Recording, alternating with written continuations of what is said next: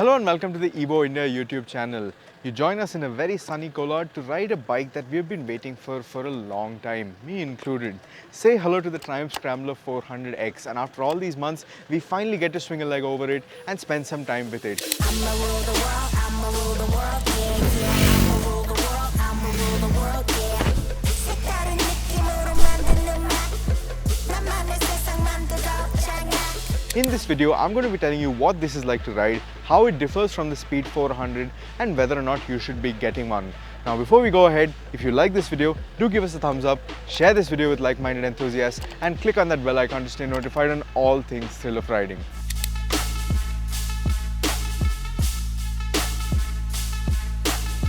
The Triumph Scrambler 400X uses the same basic design parts as the Speed 400, meaning you have the same headlight, same tail light, instrument cluster and the same fuel tank as well.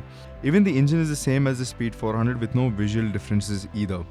But at the same time, the changes in the chassis setup make a fresh looking bike, one that doesn't look simply like a Speed 400 on stilts. The Scrambler 400X comes with elements like the headlamp guard, the hand guards, the engine sump guard, all a standard fitment.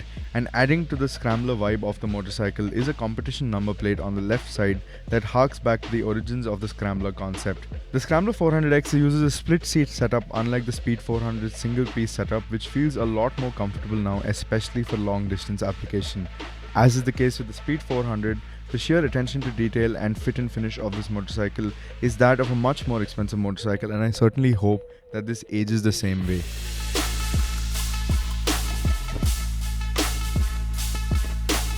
Let's start with what's different on this than the Speed 400. Now the design elements aside, this gets a lot of functional changes over the Speed 400. Now the base frame, the chassis is largely the same, so this gets the same twin spine hybrid perimeter frame with a bolt-on subframe, so that stays the same. But what has changed is the suspension, the ergonomics, the rider's triangle and even the headstock. So now the headstock is slightly longer, you have a sharper rake but a longer trail, so that is been done to account for the bigger 19-inch front wheel, which is also different from the Speed 400, and so to give it all the off-roadability you'd need without really sacrificing on handling. So obviously I'm going to say this right at the start, this is not nearly as sharp as the Speed 400, but it is far from lazy. It is still extremely engaging, it's a lot of fun to ride, it goes into a corner, it switches directions fairly quick and it holds the line pretty steadily. So it's, again, the entire characteristic of this bike, be it the engine, be it the chassis, is one that's really friendly, one that doesn't expect you to do too much and one that forgives a lot of your mistakes. So that same DNA comes through on this bike as well. Now in terms of the chassis setup, the rest, like I said, you have a 19-inch front wheel and a 17-inch rear wheel, but this time around you're getting dual purpose tires. So these are the MRF Zapper Kurve tires.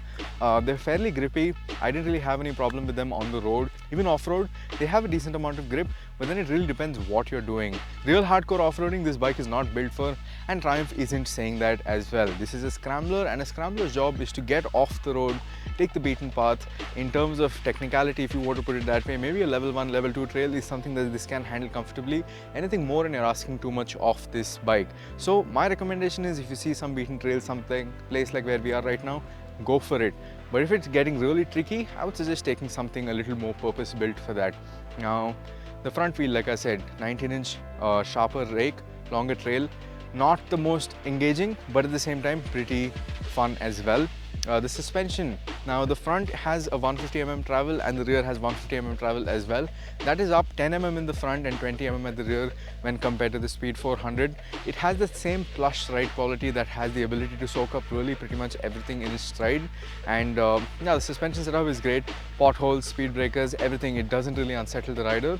At the same time, when you get to the corners, it's a lot of fun there as well. Braking is another element that is slightly different on this than the Speed 400. You have a larger 320mm disc at the front over here, and the rest of the braking hardware is the same, with the difference being that you can switch off the ABS at the rear and get into a sort of supermoto mode and get the tail out with the rear brake. So that is a lot of fun to have in any case. So that is present over here, and I like that. You can switch it with the buttons over here. Barring that, you have a slightly different ergonomic triangle. Now that is enabled by foot pegs in a slightly different position and this new handlebar. This is a steel tube handlebar. This is not an aluminum tube like on the Speed 400. It's taller, it's wider. That gives you a better command over the riding position, and even when you stand up.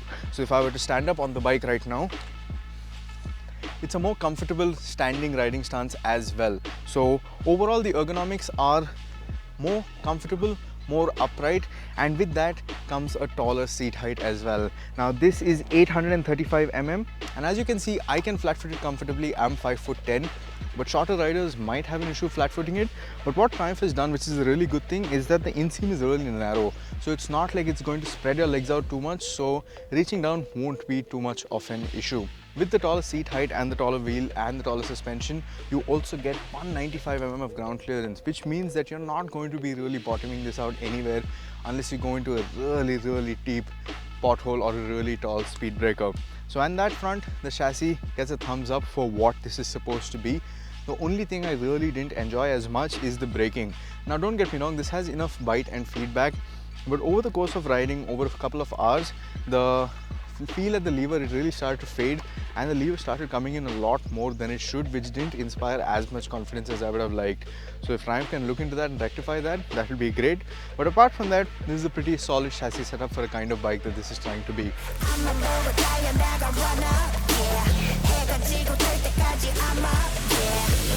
Now let's talk about what's not so different from the Speed 400, and that is this engine. This is the same TR series 399cc single cylinder liquid cooled engine with DOHC 4 valves, and it makes roughly 39.5 bhp of power and 37.5 Nm of torque. Now Triumph claims that 80% of the peak torque is available as early as 3000 rpm all the way up to 9000 rpm. And riding that, it certainly feels that way. Like I said with the Speed 400 also, this is an extremely tractable motor. You can sit as low as 40 km/h in 6th gear without the bike juddering, chugging, none of that. Very comfortable, very relaxed. Like with the Speed 400, this also has a fair bit of vibes. At around 6,500 is where the revs creep in, and at the higher end of this rev range is where the revs really increase and become a bit of a nuisance. But again, not really troubling in that sense. Cruising at 6th gear at around 90 to 100 km/h is still very doable. The revs aren't so bothersome at that point of time. Overall, it's a pretty refined experience. It's just that when you really rev it out, like you would say something like a Duke, is when you feel the brunt of the vibrations.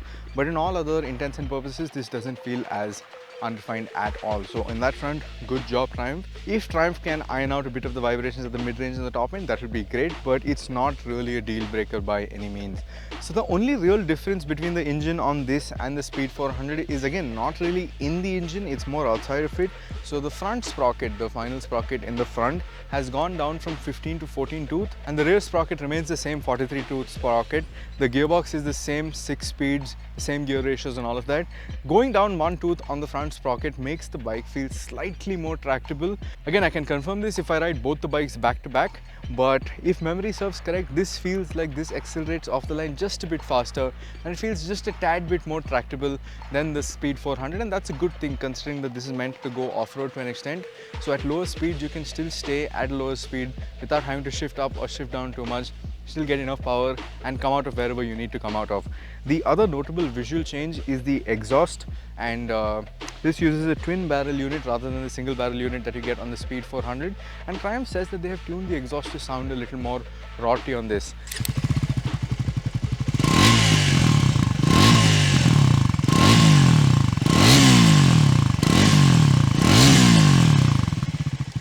Now, do you feel that that sounds any different than the Speed 400? Do you like the way this sounds? Do let me know in the comment section down below. But while riding, this is quite a pleasant sound to ride to.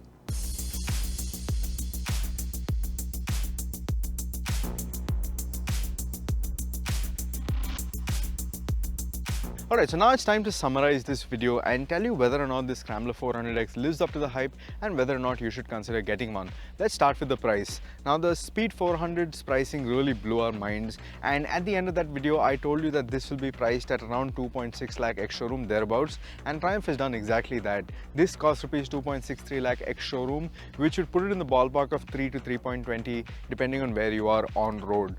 For that, this is a big value for money package. It's properly modern. It gets a liquid cooled engine, it gets modern suspension components, it gets traction control, switchable ABS and all of that. All functional things that you will use, including LED lighting. Now, in terms of the bike and how it is, I really like how it is. Now, it's not going to be setting any trails on fire. It's not a hardcore off-roader. Neither is it going to be as sharp a road handler as the Speed 400.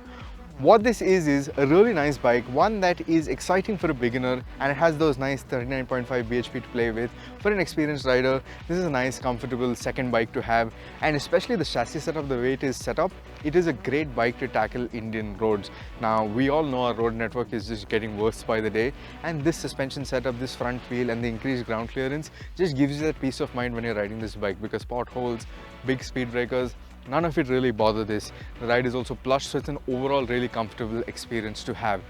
If you want something more focused, you have the Speed 400, you have the Dukes and all of that. If you want something that's more relaxed, something that can really take everything in its stride and even go a bit off-road when you wanted to, this is a great bike. Would I recommend it over its rivals, something like the Himalayan Scram 411 or the SD Scrambler? Now, that really depends on a comparison test, and once I do that and once I A/B all of them together. But on the face of it, I would pick this because it's a more modern bike. It gets a more modern engine, more modern suspension and chassis setup, more modern electronics, and in the entire fit and finish package, everything really screams premium, which I can't really say for those other bikes. So my proper answer as to whether you should pick this over the rivals will be answered with a comparison test. But on the face of it, this gets a thumbs up from me.